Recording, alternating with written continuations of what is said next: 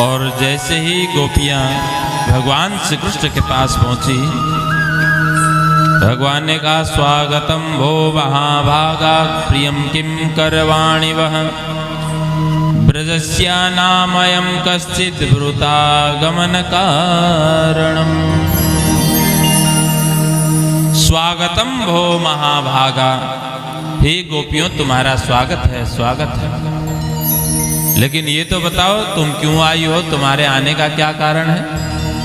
ये तो वही बात हो गई, किसी की शादी है, निमंत्रण दिया, कार्ड दिया, और जैसे वहां पहुंचे तो बोलेंगे क्यों आए हो तुम।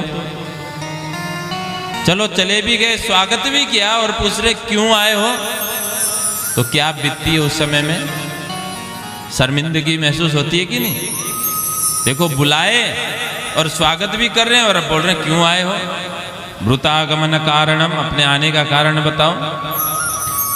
और इस भयानक जंगल में क्यों घूम रहे हो? गोपियां बेचारी कुछ न बोल सकी।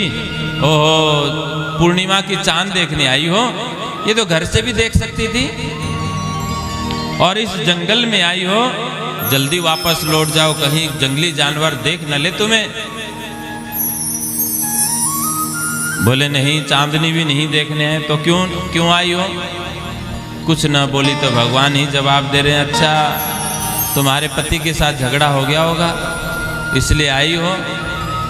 याद रखो गोपियों, पति कैसा भी हो, अंधा हो, लंगड़ा हो, लुल्ला हो, निर्धन हो, बलहीन हो, निर्बल हो, धनहीन हो, कैसा भी हो, पति की सेवा करना ही हर पतिव्रता स्त्री का धर्म है।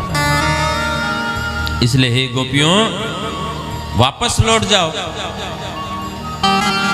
गोपियों ने कहा नहीं, हमारे पति के साथ भी कोई झगड़ा नहीं हुआ। तो भगवान मानो कहलवाना चाहते हैं कि हमारे प्रेम के वशीभूत आए हैं। तो भगवान ने कहा कि देखो, प्रेम में यदि थोड़ी दूरी बनी रहे तो प्रेम पुष्ट रहता है। जितनी जितनी नजदीकियां बढ़ती जाएगी तो विकार दिखने लग जाता है, फिर दोष दिखने लग जाता है। शुरू में छुप छुप करके बातें करना बहुत अच्छा लगता है, और जैसे जैसे निकटता बढ़ेगी फिर एक दूसरे की कमी निकालने लग जाते हैं, फिर लड़ाई झगड़ा होने लग जाता है। इसलिए श्रवणात् दर्शनात् ध्यानन मयि भावोऽनुकीर्तनात् न तथा सन्निकर्षेण प्रतीयात ततो गृहान्। यदि तुम मेरे प्रेम के वशीभूत आई हो तो सुन लो ध्यान से। इसलिए मंदिर में दूर से ही दर्शन किया जाता है। यदि मुझसे प्रेम करते हो तो जंगल में आकर के मिलने की आवश्यकता नहीं है, तुम घर में बैठ करके मेरी लीलाओं को सुनो। श्रवणात्, मेरे विग्रह यानी फोटो के माध्यम से मेरा दर्शन करो। मुझे देखना चाहते हो तो ध्यान में मुझे देखो। भावानुकीर्तनात्, मेरे नाम का संकीर्तन करो। न तथा सन्निकर्षेण प्रतीयात ततो गृहान्। अरे घर छोड़ने से ही भगवान मिलेंगे इस बात की गारंटी थोड़ी है। घर बैठे बैठे भी कभी कभी मिल जाते हैं। न जाने कितने ऋषि मुनि जंगल में साधना तपस्या कर रहे थे, इधर महाराज दशरथ के घर में ही भगवान आ गए, नंद बाबा के घर आ गए, वसुदेव जी के घर आ गए, कश्यप ऋषि के घर आ गए वामन भगवान बन करके, जमदग्नि ऋषि के यहाँ आ गए परशुराम बन करके। तो इसलिए घर छोड़ने से ही भगवान मिलेंगे इस बात की कोई गारंटी नहीं है। घर बैठे बैठे भी भगवान मिल सकते हैं, तो इसलिए घर छोड़ने की आवश्यकता नहीं है। तो इस प्रकार से भगवान ने अनेकों उदाहरण देकर के समझाया। और अब तो कुछ गोपियां मूर्छित हो गई और कुछ भगवान को निहार रही हैं, अश्रु बहा रही हैं। अब भगवान ने देखा इनके अंदर के सारे विकार खत्म हो गए हैं, निर्विकार हो गए हैं। तो उन्होंने गोपियों से कहा, गोपियों मैं तो तुम्हारी परीक्षा ले रहा था, तुम रास के योग्य हो कि नहीं। क्योंकि रास का आनंद विकार हृदय से हम नहीं सुन सकते, उसका आनंद नहीं ले सकते। जब निर्विकार हृदय हो जाता है तब रास का आनंद हम ले सकते हैं। जैसे ही भगवान गोपियों के साथ में रास प्रारंभ करने ही वाले थे, इतने में ही कामदेव आ गया। कामदेव अपने अस्त्र शस्त्र से सुसज्जित, कामदेव ने भगवान को ललकारा, हे प्रभु आज मेरे साथ आपका सामना है। मैंने तो ब्रह्मा जी को नहीं छोड़ा, मैंने भगवान शंकर की समाधि को भी तोड़ दी थी, बड़े बड़े ऋषियों की समाधि को मैं खंडित कर चुका हूं, आज आपका और मेरा सामना है। भगवान ने कहा कि मैं तुझे थोड़ा और समय देता हूं, और अस्त्र शस्त्र लाना हो तो ले आ, कोई बात नहीं, लेकिन तुम्हारा काम रूपी विकार इस रास में प्रवेश नहीं कर सकता।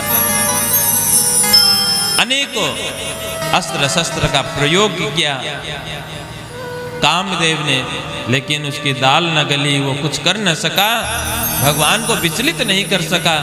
तो कामदेव चरणों में ही गिर गया और उन्होंने अपना ही नाम भगवान को दे दिया, मदन मोहन। मदन नाम है कामदेव का, और मोहन यानी कामदेव को भी जिसने मोहित कर लिया, कामदेव का जहाँ जोर न चला तो उन्होंने अपना नाम भगवान को दे दिया। आज भगवान का एक नाम और पड़ गया, मदन मोहन। बोलो कृष्ण कन्हैया लाल की जय हो। और जाते जाते एक नाम और दे दिया, अच्युत। अच्युतम केवलम गाते हैं ना कीर्तन, तो इसलिए अच्युत नाम और दे दिया। बोला जिसे मैं विचलित न कर सका, अपने स्थान से विचलित नहीं कर सका, तो कामदेव भी वहां से निराश होकर के लौट गया। अब गोपियों के साथ वे भगवान रास करने के लिए तैयार हुए। बोले कि गोपियों मैं तुम्हारी परीक्षा ले रहा था, तुम रास के काबिल हो कि नहीं, रास के योग्य हो कि नहीं।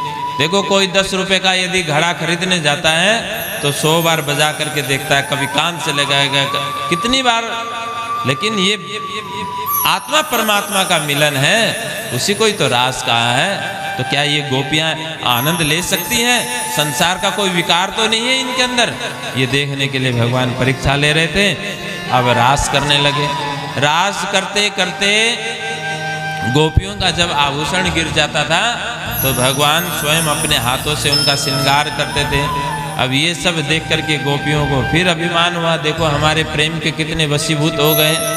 हमारा वस्त्र इधर उधर हो जाता है तो ये स्वयं श्रृंगार कर रहे हैं, हमारे आभूषण गिर जाते हैं तो उठा करके स्वयं लगा रहे हैं। जब अभिमान आ गया, विकार आ गया, तो भगवान सभी के बीच से अंतर्ध्यान हो गए। और जैसे ही भगवान अंतर्ध्यान हो गए, श्री कृष्ण को अपने साथ न पा करके गोपियां विरह करने लगी, विलाप करने लगी।